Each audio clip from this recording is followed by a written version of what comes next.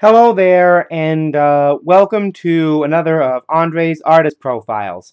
Now, I told you when I did my first Kool and the Gang tribute on J.T. Taylor's birthday, which covered Kool and the Gang from 1979 to 1986, that I was going to do their earlier music. And I originally intended to do a profile on Robert Kool Bell's birthday, but I just couldn't resist. A much lesser known member of Kool and the Gang, unless you're a real aficionado of funk or the band in general.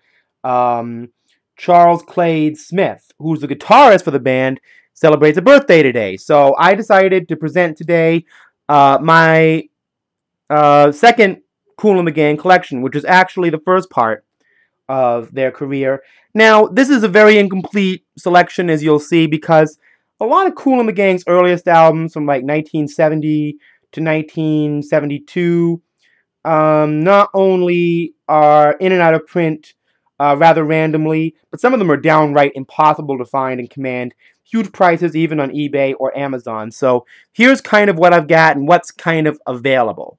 Now, a couple of these I'll go into are actually out of print and hard to find now, but this one is not. This is Wild and Peaceful. Of the earlier period of Kool and the Gang, this is their absolute classic with not a dud in the bunch. It has Hollywood swinging, funky stuff, all the hits from that era.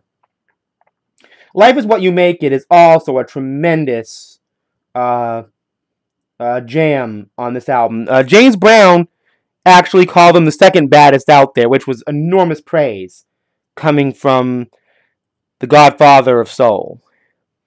This is the next album they did in 1974, Light of Worlds.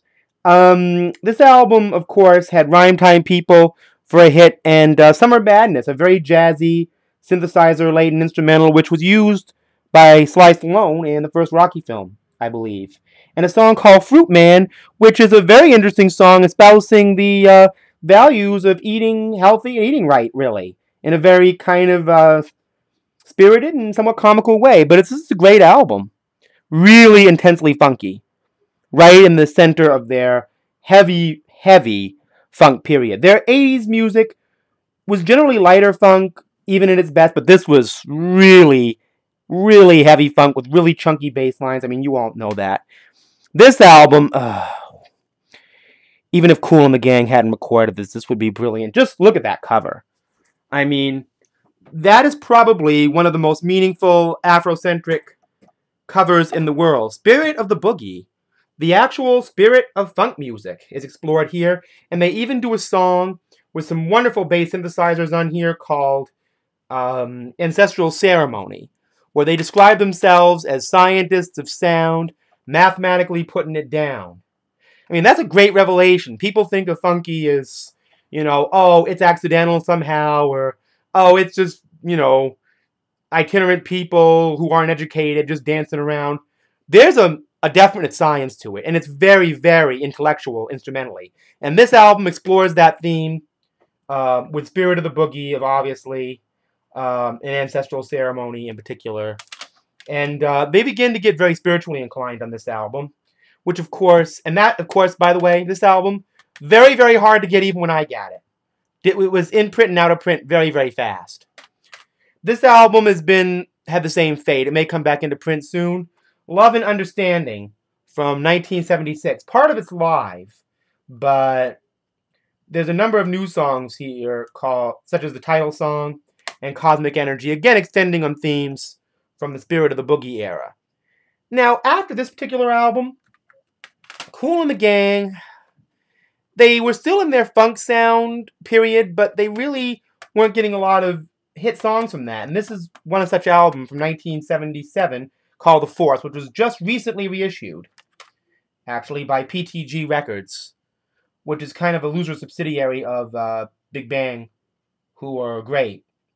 And there are songs here like Slick Super Chick. I think the sound was there, but, they were sort of ending the beginning of the end of their first run. Now, this album has a great song on it called Big Chief Funkin', but I love the title song because it's kind of the beginning of their disco funk dance sort of period, as you can see, the disco orientation of the cover. and the beginning of their change in logo. This is the last album they put out in 1978 before they added, J.T. Taylor to the mix. And the title track is an elongated song which starts out funk and then gets more into this Open Sesame kind of groove where it's sort of going into disco. Remember, Open Sesame was included in Saturday Night Fever. So they didn't go disco with J.T. Taylor. They get involved in disco when it was still kind of underground. When disco was just basically a dance you did to funk records.